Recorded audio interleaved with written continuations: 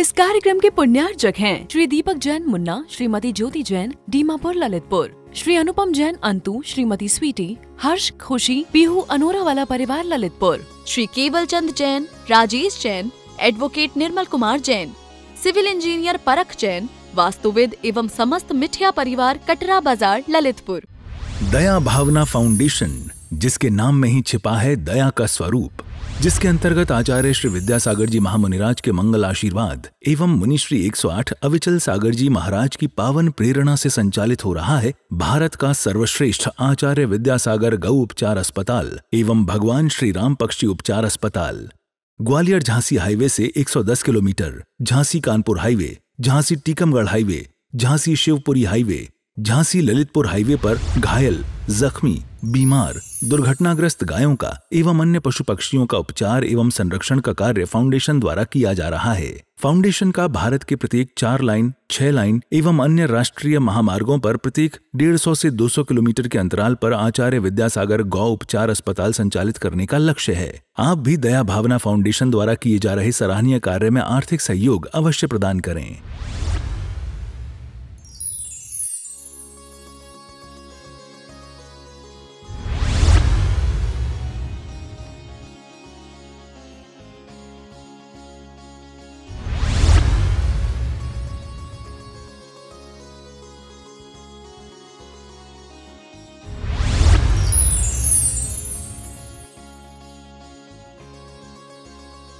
अनंत काल से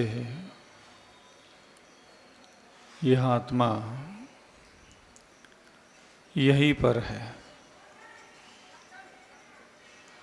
ना ये कहीं से आई, ना ही ये आज तक कहीं पर गई। जो भी हमारे आसपास पृथ्वी, जल, अग्नि, वायु, वनस्पति,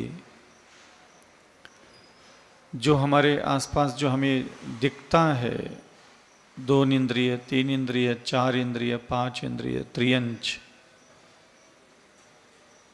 हम यही कहीं आसपास से इस मनुष्य शरीर में आए हैं और हमारी इस आत्मा को यह मनुष्य शरीर एक निश्चित समय मात्र के लिए मिला है और इस निश्चित समय में ही हमें ऐसा सौभाग्य प्राप्त हुआ है कि इस बार हमारी आत्मा को जिनेंद्र भगवान, गुरु और शास्त्र प्राप्त हुए हैं। ये प्राप्त करने के लिए हमने कोई मेहनत नहीं की, हमने कोई बुद्धिपूर्वक कोई बहुत बड़े घोड़े नहीं दौड़ाए, योग संयोग से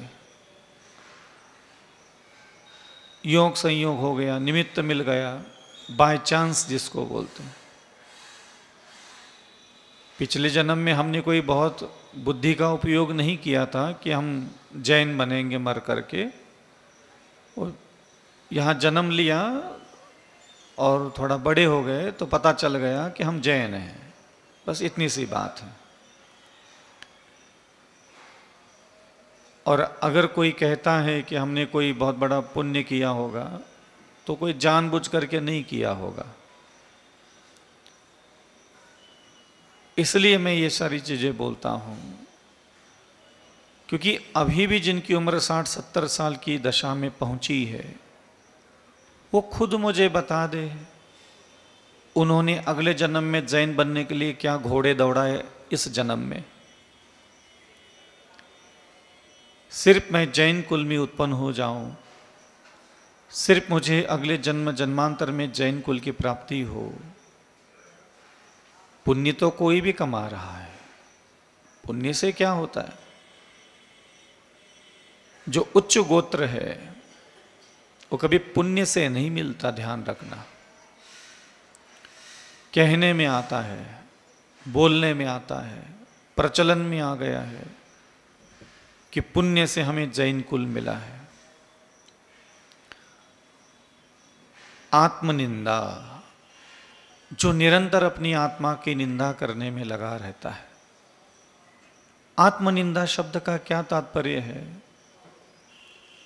कि जो अपने मन, अपनी वाणी, अपने शरीर की इंद्रियों के द्वारा जो लगातार हिंसा, झूठ, चोरी, मैथुन, परिग्रह, ये आहार, भय, मैथुन, परिग्रह, संज्ञा, ये जो लगातार अपने आसपास के पुद्गल पदार्थों के साथ भोग बुद्धि जुड़ी रहती है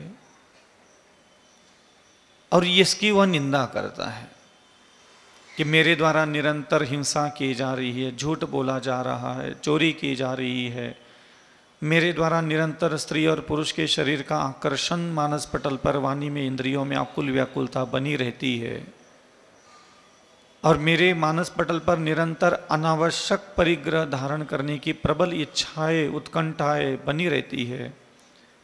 और ऐसे जो निरंतर कर्म की प्रेरणा से जो अभद्र, अशोभनीय, अधर्मिक विचार जो हमारे मानस पटल पर उत्पन्न होते हैं, वह साधक उसकी निरंतर निंदा करता है।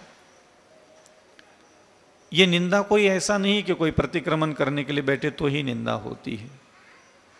बर्तन मांजते मांजते, खाना बनाते बनाते, परिवार के सारे कर्तव्य और जिम्मेदारियों को निभाते निभाते भी आप थोड़ा सा आत्मनिंदा की तरफ जा सकते हैं। उच्च गोत्र प्राप्त करना है, पुनः सांचेटोपी दरिद्रोपी, चाहे मैं कितना भी दरिद्र क्यों ना बनूं, चाहे मुझे दीनहीन लाचार अवस्था भी क्यों न प्राप्त हो, मैं इस भूमंडल पर भिक्षा मांग करके भोजन भी क्यों न प्राप्त करूं, लेकिन मेरा कुल कौन सा होना चाहिए? जैन कुल अगर आपको पुनः प्राप्त करना है तो आपको आत्मनिंदा, निरंतर अपने कर्मों को कोसना, हमेशा तुच्छ वस्तुओं को प्राप्त करने के लिए, दूसरों के ऊपर अपना स्वामित्व भाव दिखाने के लिए, कर्ता भाव दिखाने के लिए, अपनी ही परिवार, अपने ही जीवन के 10, 20, 25, 40 व्यक्तियों के साथ निरंतर हमारे जिस प्रकार के परिणाम, विचार, वाणी और इंद्रियों का व्यवहार हो रहा है, ये हमेशा हमें नीच गोत्र की तरफ ही ले जा रहा है। दूसरा महत्वपूर्ण साधना होती है जैन कुल में उत्पन्न होने के लिए, वो होती है पर प्रशंसा। पर का मतलब क्या होता है? भगवान, गुरु, शास्त्र, जिनवानी माता, स्तोत्र, स्तुतिया, नहा।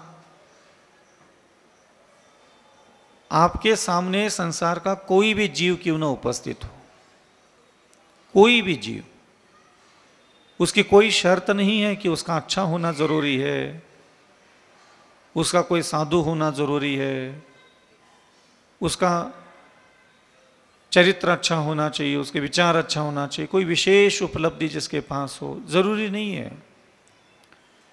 बात यहां पर प्रशंसा की जब चल रही है तब वहां सामने वाला कसौटी का कारण नहीं होता। भगवान किसके तरफ कह रहे हैं? अविचल सागर जी को कह रहे हैं कि हे अविचल सागर, दोबारा अगर तुम्हें जैन कुल में उत्पन्न होना है तो पर प्रशंसा करना तुम्हारे मन, तुम्हारी वाणी, तुम्हारे शरीर की इंद्रियों की आदत होना चाहिए। अविचल सागर जी को इससे कोई लेना देना नहीं है कि सामने मेरे जो खड़ा है वो सही है क्या गलत है, अच्छा है क्या बुरा है, पसंद है क्या नापसंद है, गुणी है क्या दुर्गुणी है, उससे अविचल सागर जी को कोई लेना देना नहीं है। जिनेंद्र भगवान कहते हैं कि कौन ऐसा आत्मा है जो दोबारा जैन कुल में उत्पन्न होना चाहता है? तो मैंने हाथ ऊपर उठा किया, भगवान जी को मैंने कहा कि भगवान जी मैं तो भगवान जी ने कहा विचल सागर जी आप, तो भगवान ने कहा पर प्रशंसा। तो मेरे मन के द्वारा मैं निरंतर पर माने पर ही होता है, जो मैं नहीं हूं जहां, और दूसरा कोई भी आत्म तत्व सामने खड़ा है वो पर ही है। भगवान ने ये नहीं कहा कि गुणी जनों की प्रशंसा करो, दुष्ट लोगों की प्रशंसा मत करो, प्रिय जनों की प्रशंसा करो, अप्रिय लोगों की प्रशंसा मत करो, ये नहीं कहा। जो भी पर है, जो भी पर है, जो भी संसार में अन्यत्र जीव है, चाहे 1 इंद्रिय, 2 इंद्रिय, 3 इंद्रिय, 4 इंद्रिय, 5 इंद्रिय, कोई भी संसार का जीव क्रोध, मान, माया, लोभ धारण करने वाला भी क्यों ना हो, और चाहे वह अनेक प्रकार के कर्म करने वाला भी क्यों ना, हमें उसके निजी चरित्र से कोई लेना देना नहीं है। कुछ तो होगी उसके अंदर अच्छाई है। कोई भी संसार में खड़ा है तो क्या 100% बुराई लेकर के थोड़ी बैठा है?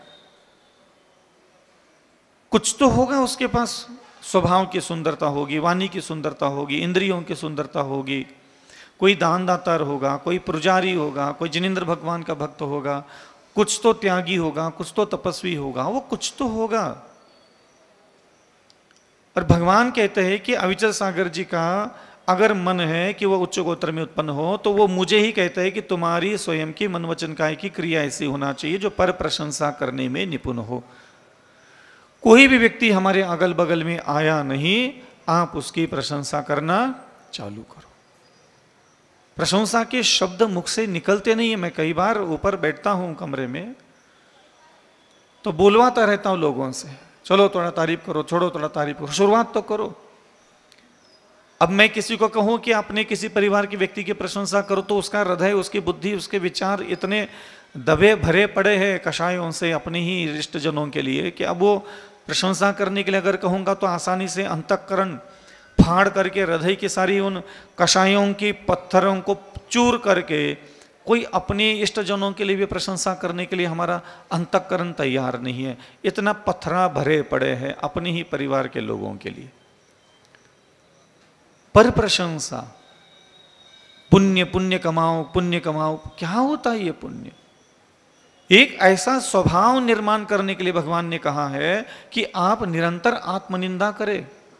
एक ऐसा स्वभाव जो अपने अगल बगल में कोई भी क्यों ना हो, गरीब हो, अमीर हो, सुखी हो, दुखी हो, काला हो, गोरा हो, दुबला हो, पतला हो, नौकर हो, सेवक हो, बस उसका जीवित होना जरूरी है। अगर तुम्हारे सामने कोई खड़ा है और वो जीवित व्यक्ति है, आप यूं ही प्रशंसा कीजिए।